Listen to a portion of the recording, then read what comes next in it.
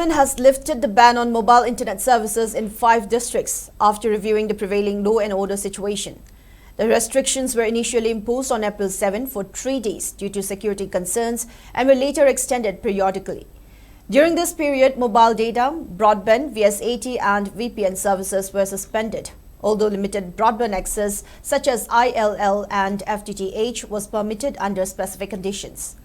Officials said the decision to lift those restrictions was taken after assessing ground conditions and considering the disruption caused to essential services. The suspension had affected institutions including courts, hospitals, schools and government offices that rely on digital connectivity. The order to restore services was issued under Temporary Suspension of Telecommunication Services Rules 2024 in public interest. Authorities have advised citizens to use internet services responsibly, noting that any misuse could lead to fresh restrictions.